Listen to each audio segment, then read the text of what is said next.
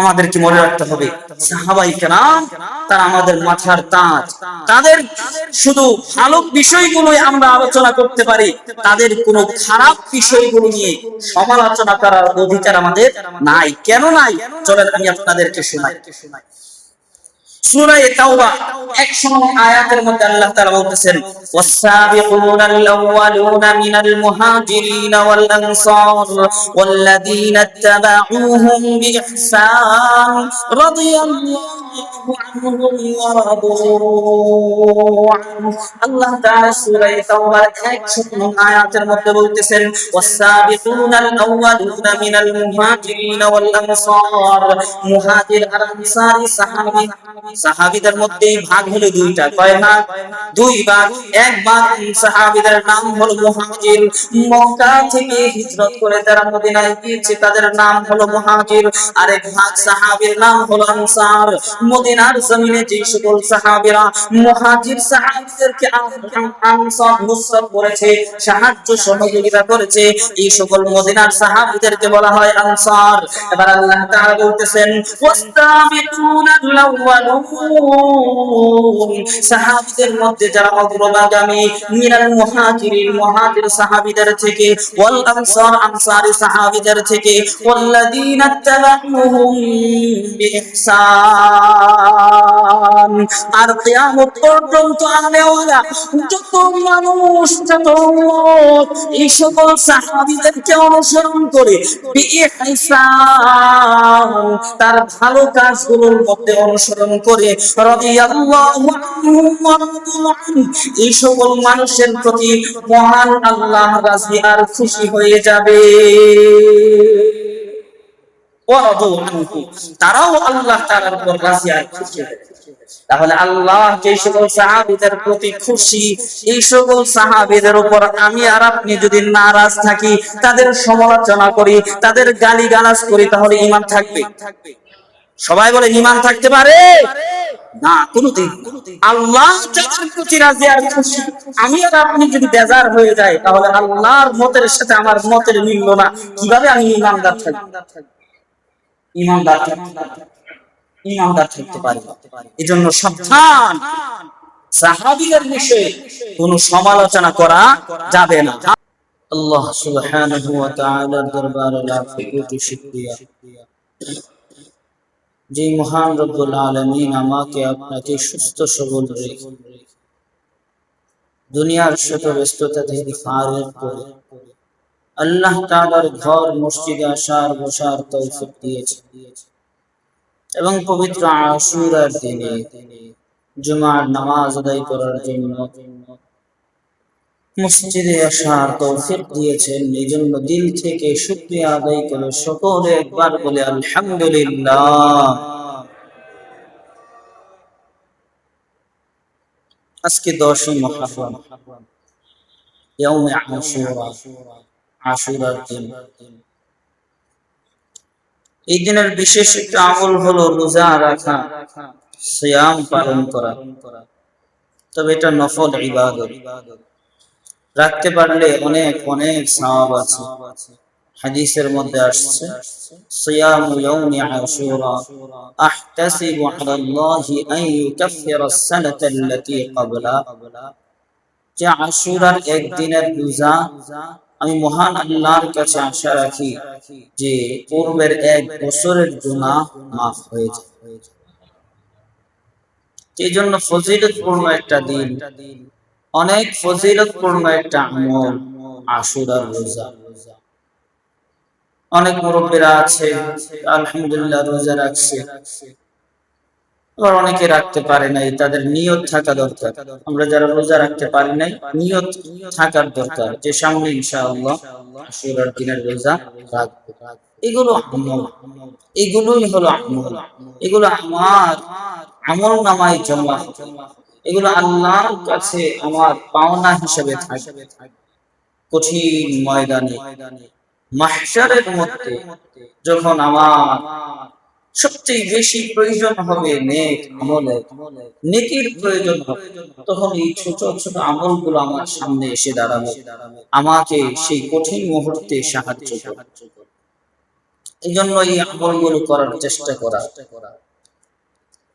এই আশুরার দিনকে কেন্দ্র করে কিছু রীতি রেওয়াজ পালন করা হয়। যে সকল রীতি রেওয়াজ পালন করা হয় অথচ সেগুলো গর্হিত, নিষিদ্ধ, বর্জনীয়, তার মধ্যে একটা কাজ হলো এই আশুরার দিনে সুদ পালন করা। এই আশুরার দিনে সুদ পালন করা, মাতম কায়েম করা, আফসোস করা, যেটা শিয়ারা করে থাকে। শিয়ারা এই দিন আসলে কি করে, ঢাকা শহরে যারা ছিলেন বা এক সময় ছিলেন, এখনো যদি মুহররম মাসে বিশেষ করে মিরপুর, পুরান ঢাকা এই জাতীয় অঞ্চলগুলোতে যান তাহলে দেখতে পাবেন যে তারা আশুরার দিনে মিছিল বের করে আর হায় হুসাইন হায় হুসাইন বলে বলে পিঠের মধ্যে ছুরি দিয়ে আঘাত করে পিঠকে রক্তে রঞ্জিত করে। এভাবে তারা আশুরার দিনকে পালন করে, যা সম্পূর্ণ শরীয়ত বিরোধী কাজ। আশুরার দিন শরীয়ত সম্মত কাজ বা নবীজির শিক্ষা হলো এই দিনে রোজা রাখতে হবে। কেউ যদি রোজা না রাখতে পারে নফল রোজা, তার জন্য জোর জবরদস্তি নাই, তবে রোজা রাখতে পারলে সেটা ভালো। কিন্তু রোজা রাখার পরিবর্তে যদি সুদ মাতাম করে সুদ পালন করে তাহলে এটা হবে সবচেয়ে ঘৃণিত কাজ, এটা বর্জনীয় কাজ, নিষিদ্ধ কাজ। এখন অনেকেই কম বোঝার কারণে প্রশ্ন করতে পারেন যে আপনি কি আহলে বাইতকে মহব্বত করেন না? এটার জবাব হলো যে না, আমিও আলিম উলামাও আহলে সুন্নাত ওয়াল জামাতের আলিম উলামা মুসলমান সকলেই আহলে বাইতকে অবশ্যই মহব্বত করবে। তাদের মহব্বত ছাড়া একজন মুমিন ঈমানদার হইতে পারে না। আলী, ফাতেমা, হাসান, হুসাইন রাদিয়াল্লাহু তাআলা আনহুম, তাদের সকলের প্রতি ভালোবাসা মহব্বত আমাদেরও আছে। তবে সেই ভালোবাসাটা অর্থ এই নয় যে তাদের এই আশুরার দিন আসলে সুদ পালন করতে হবে। তাদের ভালোবাসার অর্থ এই নয় যে আলী রাদিয়াল্লাহু তাআলা আনহুকে ভালোবাসতে গিয়ে আবু বকরকে গালি দিতে হবে। তাদের ভালোবাসার অর্থ এই নয় যে হযরত হুসাইন রাদিয়াল্লাহু তাআলা আনহুকে ভালোবাসতে গিয়ে মুআবিয়া রাদিয়াল্লাহু তাআলা আনহুকে গালি দিতে হবে। কিন্তু শিয়াদের অভ্যাস এটাই, শিয়াদের চিরাচরিত আমল এটাই যে তারা আলী রাদিয়াল্লাহু তাআলা আনহুকে ভালোবাসতে গিয়ে এত অতি ভক্তি দেখায় যে আবু বকর ওমরকে গালিগালাজ করে। নাউজুবিল্লাহ। হুসাইন রাদিয়াল্লাহু তাআলা আনহুকে ভালোবাসতে গিয়ে তারা এত অতিরঞ্জিত করে যে মুআবিয়া রাদিয়াল্লাহু তাআলা আনহুকে দোষারোপ করে গালিগালাজ করে। আহলে বাইআতকে মহব্বত আমরাও করি, এটা ঈমানের একটা অংশ। আলী রাদিয়াল্লাহু তাআলা আনহুকে মহব্বত করতে হবে, ভালোবাসতে হবে, এটা ঠিক কথা। কিন্তু আলী রাদিয়াল্লাহু তাআলা আনহুকে মহব্বত করতে গিয়ে আবু বকর ওমরকে গালি দেওয়া যাবে না, তাদেরকে খাটো করা যাবে না। হযরত হুসাইন রাদিয়াল্লাহু তাআলা আনহুকে ভালোবাসতে হবে, মহব্বত করতে হবে, এটা ঈমানের অংশ। এর অর্থ এটা নয় মুআবিয়া রাদিয়াল্লাহু তাআলা আনহুকে গালিগালাজ করতে হবে, তাকে তুচ্ছ তাচ্ছিল্য করতে হবে। আমাদেরকে ব্যালেন্স ঠিক রাখতে হবে, মানদণ্ড ঠিক রেখে মহব্বতটা বজায় রাখতে হবে। আলীকে যেমন মহব্বত করতে হবে, আলী রাদিয়াল্লাহু তাআলা আনহুর সাথে সাথে আবু বকর ওমরকেও মহব্বত করতে হবে। হুসাইন রাদিয়াল্লাহু তাআলা আনহুকে যেমন মহব্বত করতে হবে, ভালোবাসতে হবে, সাথে সাথে হযরত মুআবিয়া রাদিয়াল্লাহু তাআলা আনহু যিনি ছিলেন কাতিবে ওয়াহী, ওয়াহীর লেখক, ওয়াহীর ধারক বাহক, সেই মুআবিয়া রাদিয়াল্লাহু তাআলা আনহুর ভালোবাসাও ঠিক রাখতে হবে। যদি আপনি একটার ভিতরে অতিরঞ্জিত করেন আর একটাকে খাটো করে দেখেন, তাহলে আপনি একদিক থেকে ঈমানদার হবেন, আরেক দিক থেকে ঈমান থেকে বের হয়ে যাবেন। আজকে আশুরার দিন আসলেই শিয়াদের থেকে আমদানি করা ঘটনাগুলো আমাদের সমাজে আলোচনা করা হয়, খুব প্রচুর ভাবে আলোচনা করা হয়। আলোচনা না করলে হুজুর কিচ্ছুই জানেন। যদি হুসাইন রাদিয়াল্লাহু তাআলা আনহুর ঘটনা আলোচনা করা না হয়, তাহলে আমাদের দেশের এক শ্রেণীর মানুষ মনে করে যে এই হুজুর কিছুই জানে না। অথচ হুসাইন রাদিয়াল্লাহু তাআলা আনহুর ঘটনা আলোচনা করতে গিয়ে এমন সব কথা বলে যে কথাগুলোর কারণে তার ঈমান চলে যায়। শিয়ারা হযরত হুসাইন রাদিয়াল্লাহু তাআলা আনহুর উপর মুহাব্বত জাহির করে প্রকাশ করে, এটা ঠিক আছে, কিন্তু করতে গিয়ে কি করে পাশাপাশি ইয়াজিদ ইবনে মুআবিয়া, ইয়াজিদ ছিল মুআবিয়া রাদিয়াল্লাহু তাআলা আনহুর ছেলে। ইয়াজিদ যখন খলিফা নিযুক্ত করেন মুআবিয়া রাদিয়াল্লাহু তাআলা, তখন তিনি শুধু একা নিযুক্ত করেন নাই, আহলুল হাল্লি ওয়াল আকদ, যারা বুঝমান তাদের সাথে পরামর্শ করেই তিনি নিযুক্ত করছেন। মুআবিয়া রাদিয়াল্লাহু তাআলা আনহু তিনি ন্যায়পরায়ণ ছিলেন, এতে কোনো সন্দেহ নাই। তো এবার শিয়ারা হযরত মুআবিয়া রাদিয়াল্লাহু তাআলা আনহুর বিরুদ্ধে এবার শুরু করে গালিগালাজ। এই মুআবিয়া রাদিয়াল্লাহু তাআলা আনহুকে গালিগালাজ করার দুইটা কারণ। এক নম্বর কারণ, শিয়াদের কাছে সবচেয়ে বড় কারণ ছিল এটা যে আলী রাদিয়াল্লাহু তাআলা আনহুর বিরুদ্ধে মুআবিয়া রাদিয়াল্লাহু তাআলা আনহু যুদ্ধে নামছেন। দেখেন আমাদের সমাজের মধ্যে মুসলমানদের আহলে সুন্নাত ওয়াল জামাতের আকীদা কি, আর শিয়ারা আমাদের মাঝে প্রচার প্রসার করতেছে কি। আহলে সুন্নাত ওয়াল জামাতের আকীদা হলো সমস্ত সাহাবায়ে কেরাম আমাদের ন্যায়পরায়ণ, তারা সমস্ত সাহাবায়ে কেরাম ন্যায়পরায়ণ এবং অনুসরণীয়, উম্মতের অনুসরণীয় ব্যক্তিত্ব। কিন্তু এই জায়গায় শিয়াদের আকীদা হলো যে না, আলী আর হুসাইন রাদিয়াল্লাহু তাআলা আনহু আর আহলে বাইতই হলো হক, বাকি সব হলো বাতিল, বাকি সব হলো কাফের মুরতাদ। আউযুবিল্লাহ। এটাই হলো আহলে সুন্নাত ওয়াল জামাআত এবং শিয়াদের পার্থক্য। শিয়াদের সাথে সাথে আমার দেশের কিছু মুসলমান যারা রাজনৈতিক অঙ্গনে বড় একটা দখলদারিত্ব যাদের আছে, এরাও দেখা গেছে শিয়াদের মতো মুআবিয়া রাদিয়াল্লাহু তাআলার বিরুদ্ধে আলোচনা শুরু করে দেয়, তার দোষ ত্রুটিগুলো প্রকাশ করা শুরু করে দেয়, সাহাবীদের দোষ ত্রুটি গাওয়া শুরু করে দেয়।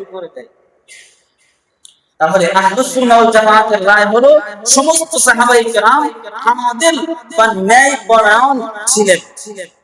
তো শিয়ারা হযরত মুআবিয়া রাদিয়াল্লাহু তাআলার বিরুদ্ধে কেন গালিগালাজ করে, তার বড় কারণ হলো এটা, যখন হযরত উসমান রাদিয়াল্লাহু তাআলা আনহুকে আব্দুল্লাহ আস-সাবাই ইহুদি নামটা রাখছে আব্দুল্লাহ, মুসলমানের নাম, পরবর্তীতে মুসলমান হওয়ারও দাবিদার, কিন্তু আসলেই ছিল সে বড় একটা মুনাফিক।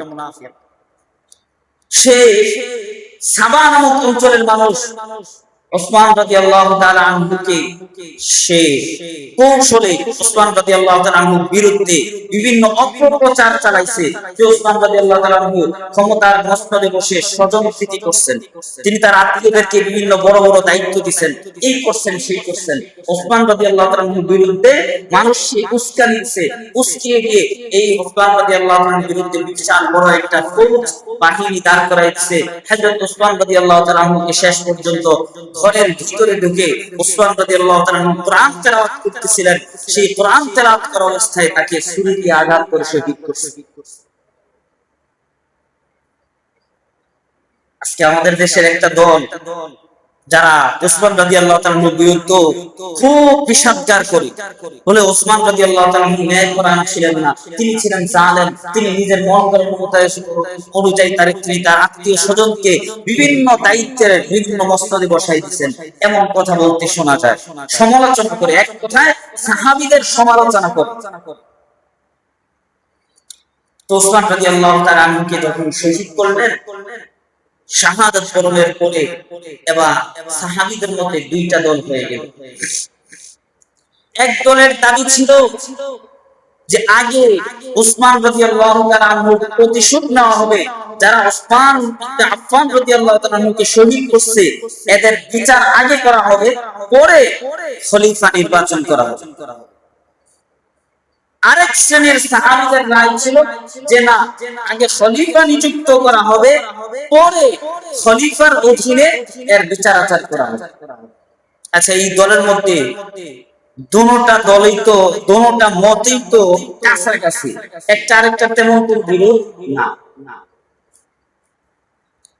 এক শ্রেণীর দাবি হলো যে আগে ওসমান রাদিয়াল্লাহু আনহু হত্যার প্রতিশোধ নেওয়া হোক, পরে খলিফা নিযুক্ত করা হবে। আরেক শ্রেণীর দাবি হলো যে না, আগে খলিফা নিযুক্ত হয়ে যাক।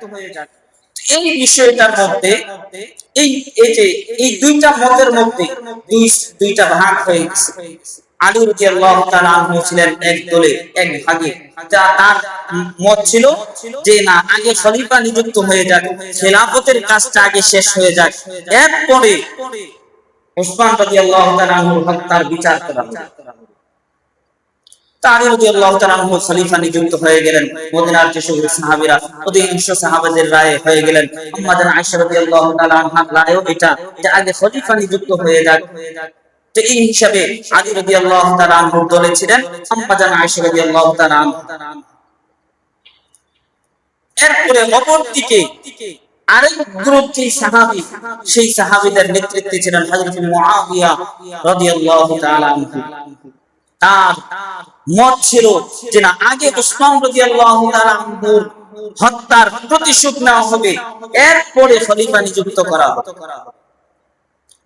এই দুই দাবির বিপক্ষে দুইজন, তো দুই সাহাবীদের মধ্যে দুই ভাগ হয়ে গেল, তাবেঈদের মাঝেও দুই ভাগ হয়ে গেল, মুসলমানদের মাঝেও দুই ভাগ হয়ে গেল, দুই ভাগ দুই দিকে চলে গেল। এবার দুই ভাগ দুই দিকে চলে যাওয়ার পরে এক পর্যায়ে হযরত মুআবিয়া রাদিয়াল্লাহু তাআলা আনহু আলী রাদিয়াল্লাহু তাআলা আনহুর বিরুদ্ধে যুদ্ধ ঘোষণা করলেন। খেয়াল করেন, এই যে এই ঘটনাগুলো, বিষাদ সিন্ধু নামক একটা বই আছে বাংলায়, বিষাদ সিন্ধু।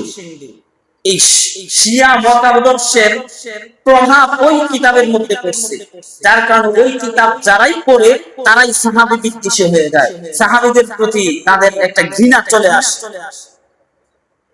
তো এবার মুআবিয়া রাদিয়াল্লাহু তাআলা আনহু আলী রাদিয়াল্লাহু তাআলা আনহুর বিরুদ্ধে যুদ্ধের ঘোষণা দিয়ে দিলেন। আলী রাদিয়াল্লাহু তাআলা আনহুর সাথে ছিলেন হযরত আম্মা জান আয়েশা রাদিয়াল্লাহু তাআলা আনহা। তিনিও আলী রাদিয়াল্লাহু তাআলা আনহুর পক্ষ হয়ে যুদ্ধের মাঠে তিনি এসেছিলেন, উপস্থিত হয়েছিলেন। তিনি একটা উটের উপর আরোহণ করে নেতৃত্ব দিচ্ছিলেন। তো ওই মুহূর্তে ওই যুদ্ধ, যেই যুদ্ধের উপর, যেই যুদ্ধে আম্মা জান আয়েশা রাদিয়াল্লাহু তাআলা আনহা একটা উটের উপর অবস্থান করে নেতৃত্ব দিচ্ছিলেন, সেই যুদ্ধটার নাম হলো জঙ্গে জামাল। কি বলা হয় ইতিহাসের ভাষায়? জঙ্গে গজওয়াতুল জামাল বা উটের যুদ্ধ। যেহেতু আম্মা জান আয়েশা রাদিয়াল্লাহু তাআলা আনহা সেই যুদ্ধে একটা উটের উপর আরোহণ করেছিলেন, এজন্য এই যুদ্ধটার নামই হয়েছে এটা জঙ্গে জামাল। এবার ওই যুদ্ধ শুরু হওয়ার আগে হযরত মুআবিয়া রাদিয়াল্লাহু তাআলা আনহুর পক্ষ থেকে তিনজন দূত সমঝোতার জন্য পাঠাইছে। হযরত আলী রাদিয়াল্লাহু তাআলা আনহুর পক্ষ থেকেও তিনজন মানুষ গেছে, বৈঠক করছে, বৈঠক হবে, সিদ্ধান্ত হয়েছে যে আগে যুদ্ধ নয়, আগে আলাপ আলোচনার মাধ্যমে যদি বিষয়টা সমাধান হয়ে যায়, যুদ্ধের কোনো প্রয়োজন নাই। এটা ফয়সালা হয়েছে, যুদ্ধ হবে না, আগে আলাপ আলোচনা হবে। ঠিক এটাই হইল। দুই দল চলে গেছে, দিনের বেলায় যুদ্ধ বাঁধে নাই, কারণ দিনের বেলায় আলোচনা হয়েছে যে আমরা যুদ্ধ করব না, আগে আলাপ আলোচনা করে মীমাংসা করার জন্য চেষ্টা করব, এরপরে যদি সমস্যার সমাধান না হয় তার পরবর্তী কি দেখা যাবে, পরে দেখা যাবে। এই অবস্থায় দিনের বেলায় চলে গেছে, দুইজনের মাঝে কোনো যুদ্ধ হয় নাই, কিন্তু পরে রাত্রিবেলায় যখন ঘুমাইছে, সকালবেলায় আলোচনার জন্য বসবে, তো রাত্রিবেলায় ওই কওমে সাবা ওসমান রাদিয়াল্লাহু তাআলা আনহুকে যে আব্দুল্লাহ ইবনে সাবা শহীদ করেছিল, ষড়যন্ত্র করে ওই দলের কিছু মানুষ হযরত আলী রাদিয়াল্লাহু তাআলা আনহুর বাহিনীর উপর অতর্কিত রাত্রিবেলা আক্রমণ করে গেছে। এরা কি খাঁটি মুসলমান না নাকি মুনাফিক? এরা ছিল মুনাফিক। এরা খালি মুসলমানদের মাঝে তারা শান্তি চায় নাই, মুসলমানদের মাঝে তারা ফয়সালা এটা চায় নাই। তারা চাইছে যে দুই দলের মাঝে কিভাবে দ্বন্দ্ব বাঁধিয়ে রাখা যায়। এই জন্য রাত্রিবেলা অতর্কিত হামলা করার কারণে কয়েকজন শহীদ হয়েছে, আহত হয়েছে অনেক মানুষ, যার কারণে পরের দিন সকালবেলায় যুদ্ধ বেঁধে যায়। মুআবিয়া আর আলী রাদিয়াল্লাহু তাআলা আনহুর মাঝে যুদ্ধ বেঁধে যায়। এই যুদ্ধের মধ্যে অনেক হাফিজে কোরআন, অনেক সাহাবী, অনেক বড় বড় তাবেঈ শহীদ হয়ে যান এই যুদ্ধের মধ্যে, জঙ্গে জামালের মধ্যে, অথবা এটার আরেকটা নাম হলো সিফফিনের যুদ্ধ। ইতিহাসের এই ঘটনাগুলো আমাদের অজানা, কিন্তু এই বিষাদ সিন্ধু পড়ে পড়ে আমাদের দেশের কিছু শিক্ষিত মানুষ তারা মনে করে যে মৌলবীরা কিছুই জানে না, আলেম ওলামারা কিছুই জানে না, যা জানার তারা সব তারাই জানে, বিষাদ সিন্ধু পড়নেওয়ালারাই জানে। অথচ এই বিষাদ সিন্ধু বইটা সম্পূর্ণ শিয়াদের মত দিয়ে ভরপুর, সম্পূর্ণ দেশ দিয়ে ভরপুর। এই বই পড়ে মানুষ সাহাবা বিদ্বেষী হয়ে যায়। আলী রাদিয়াল্লাহু তাআলা আনহুকে মুহাব্বত করতে গিয়ে মুআবিয়া রাদিয়াল্লাহু তাআলা আনহুকে গালি, অথচ মুআবিয়া রাদিয়াল্লাহু হক ছিলেন, আলী রাদিয়াল্লাহু তাআলা আনহু তিনিও এই জায়গায় হক ছিলেন। তাদেরকে গালিগালাজ করার সুযোগ নাই। এক পক্ষ নিয়ে আপনি আরেক পক্ষকে গালি দিবেন তো আপনার ঈমান থাকবে না, ঈমান থাকবে না। এরপরে আসছেন মুআবিয়া রাদিয়াল্লাহু তাআলা আনহুর আরেকটা অপরাধ তারা উল্লেখ করে, বড় অপরাধ, যে হযরত মুআবিয়া রাদিয়াল্লাহু তাআলা আনহু তার সন্তানকে খলিফা বানাইছে, আর সন্তানের নেতৃত্বে হযরত হুসাইন রাদিয়াল্লাহু তাআলা আনহুকে শহীদ করা হয়েছে। হুসাইন রাদিয়াল্লাহু তাআলা আনহু শহীদ হয়েছেন, এটার কারণে আমাদের মনেও ব্যথা লাগে, আমরাও তার ব্যথায় ব্যথিত, কিন্তু এর অর্থ এটা নয় এর দোষ, ইয়াজিদের দোষের কারণে তার বাবাকে কাফের বলতে হবে, এটা তো বড় অন্যায়, এটা আরো বড় অন্যায়। কারণ সন্তানের অপরাধের কারণে বাবাকে দোষারোপ করা, গালি দেওয়া, এটা ঠিক নয়। কিভাবে? তাদেরকে আরেকটা উদাহরণ দেই। হযরতে নূহ আলাইহিস সালামের সন্তান ছিল কয়জন? 4। কয়জন ছিল? 3 জন ছিল মুমিন, কেনান ছিল কাফের। ছিল কি ছিল না? কেনান কাফের ছিল। তো এইজন্য কেনান কাফের থাকার কারণে কি নূহ নবীকে গালি দেওয়া যাবে? নূহ নবীকে দোষারোপ করা যাবে? সন্তান অপরাধী, এই কারণে বাবাকে দোষারোপ করার কোন অধিকার আমার আপনার না, এটা শোভা পায় না। সন্তানের বোঝা সন্তান বহন করবে, সন্তানের কারণে কেন বাবাকে গালি দিব আমরা? বাবা তো চেষ্টা করছে, সর্বশেষ মুহূর্তে ডুবে যাচ্ছে, কেন পানির নিচে ডুবে যাচ্ছে, তখন বলতেছে ইয়া বুনাইয়া রকাম মা'ানা ওয়া লা তাকুম মা'আল কাফিরিন, ও আমার আদরের সন্তান, ইরকাব মা'ানা, ঈমানদার হয়ে আমাদের কাছে আসো, আমাদের নৌকায় আরোহণ করে যাও, ওয়া লা তাকুম মা'আল কাফিরিন, কাফেরদের দরভুক্ত থেকো না। নবী নূহ আলাইহিস সালাম নসিহত করছেন শেষ মুহূর্ত পর্যন্ত, কিন্তু এরপরেও যেহেতু ঈমানদার হয় নাই, তাহলে এর দোষ নবী নূহ এর উপর বর্তাবে না, যাবে না। এরপরে নবী নূহকে গালি দেওয়া যাবে না, নবী নূহ একে নিয়ে সমালোচনা করা যাবে। ঠিক অনুরূপভাবে হযরত মুআবিয়া রাদিয়াল্লাহু তাআলা আনহু উনি যখন খলিফা বানান তার সন্তান ইয়াজিদকে, তখন তো ইয়াজিদ বড় আল্লাহওয়ালা ছিল, সে তো তাহাজ্জুদ গুজার ছিল, তখন সে মদখোর ছিল না, তখন সে নারীবাজ ছিল না, তখন তো সে তাহাজ্জুদ নামাজ আদায় করত, 5 ওয়াক্ত নামাজ পড়ত, খুব বুজুর্গদের মতো চলাফেরা করত। কিন্তু যেই মাত্র খলিফা বানাইছে, খলিফা নিযুক্ত হওয়ার পরে সে নষ্ট হয়ে গেছে, ভ্রষ্ট হয়ে গেছে, হালাক হয়ে গেছে। এই কারণে হযরত মুআবিয়া রাদিয়াল্লাহু তাআলা আনহুকে গালি দেওয়া এটাও সঙ্গত নয়, এটাও যুক্তিসঙ্গত হইতে পারে, কিন্তু শিয়াদের কিতাব অথবা বিষাদ সিন্ধু কিতাব এই সকল মুআবিয়া রাদিয়াল্লাহু তাআলা আনহুর বিরুদ্ধে কথা বলা, গালি দেওয়া, গালি দিয়ে ভরপুর করে দিয়েছে। আর এই কিতাবগুলো পড়ে, এই বইগুলো পড়ে পড়ে আমার দেশের বাংলা শিক্ষিত মানুষটা বড় আল্লামা মনে করে নিজেদেরকে অনেক বড় জ্ঞানী হয়ে গেছে, অথচ ঈমান হারা হয়ে যাচ্ছে। ঈমানকে হারাইতে বসছে এই সকল বই পড়ে পড়ে। আমাদেরকে মনে রাখতে হবে সাহাবায়ে কেরাম তারা আমাদের মাথার তাজ, তাদের শুধু ভালো বিষয়গুলোই আমরা আলোচনা করতে পারি, তাদের কোনো খারাপ বিষয়গুলো নিয়ে সমালোচনা করার অধিকার আমাদের নাই। কেন নাই? চলেন আমি আপনাদেরকে শোনাই। সূরা তাওবা 100 নং আয়াতের মধ্যে আল্লাহ তাআলা বলতেছেন ওয়াস-সাবিকুনাল আউওয়ালুনা মিনাল মুহাজিরিন ওয়াল আনসার ওয়াল্লাযীনা ইত্তাবাউহুম বিইহসান রাদিয়াল্লাহু আনহুম ওয়া রাদু আনহু। আল্লাহ তাআলা সূরা তাওবার 100 নং আয়াতের মধ্যে বলতেছেন ওয়াস-সাবিকুনাল আউওয়ালুনা মিনাল মুহাজিরিন ওয়াল আনসার। মুহাজির আর আনসারী সাহাবীদের মধ্যে ভাগ হলো দুইটা। কয় ভাগ? দুই ভাগ। এক ভাগ সাহাবীদের নাম হলো মুহাজির, মক্কা থেকে হিজরত করে যারা মদিনায় গিয়েছে তাদের নাম হলো মুহাজির। আরেক ভাগ সাহাবীর নাম হলো আনসার। মদিনার জমিনে যে সকল সাহাবীরা মুহাজির সাহাবীদেরকে আনসার নুসরত করেছে, সাহায্য সহযোগিতা করেছে, এই সকল মদিনার সাহাবীদেরকে বলা হয় আনসার। এবার আল্লাহ তাআলা বলতেছেন ওয়াস-সাবিকুনাল আউওয়ালুন, সাহাবীদের মধ্যে যারা অগ্রগামী, মিনাল মুহাজিরিন মুহাজির সাহাবীদের থেকে, ওয়াল আনসার আনসারী সাহাবীদের থেকে, ওয়াল্লাযীনা তাবাউহুম বিইহসান।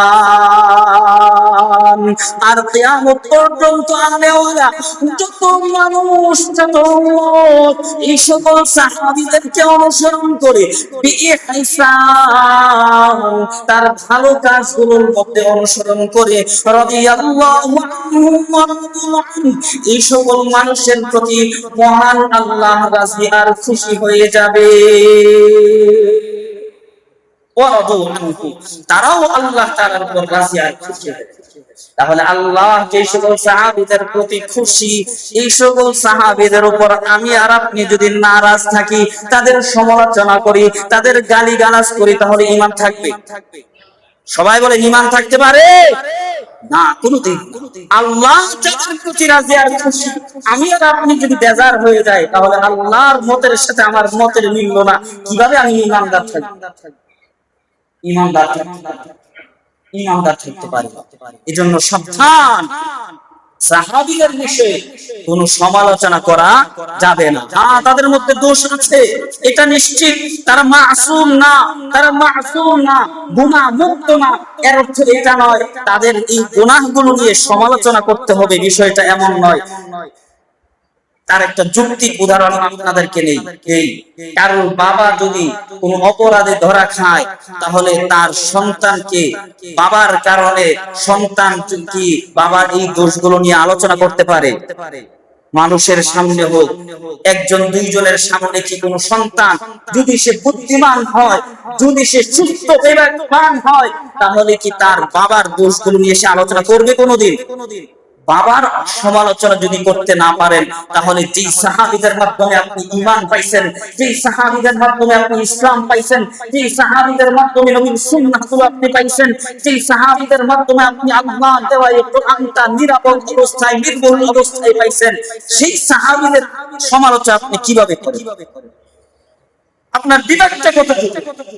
আপনি মুআবিয়া রাদিয়াল্লাহু তাআলা আনহুর বিরুদ্ধে সমালোচনা শুরু করে দেন, আপনি আবু বকর ওমরের বিরুদ্ধে সমালোচনা করা শুরু করে দেন, আপনি উসমান যিন্নুরাইন রাদিয়াল্লাহু তাআলা আনহু, যিনি জান্নাতের সুসংবাদ প্রাপ্ত এবং তিনি দুই নূরের মালিক, অর্থাৎ আল্লাহর রাসূলের দুইটা কন্যার জামাতে ছিলেন, এমন একজন ভরপুর গুণওয়ালা মানুষের সমালোচনা আপনি কিভাবে করেন?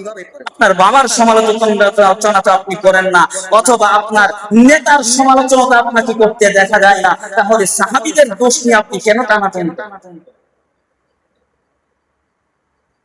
আপনার ঈমান থাকবে না। এজন্য সাবধান, হাদিস এনেছিলাম অনেকগুলো আয়াত এবং হাদিস, আজকে সময় নাই বিষয়টার ভূমিকা বলতে বলতে বিষয়গুলোর সময় শেষ হয়ে গেছে, এই জন্য আজকে আর বলতেছি না।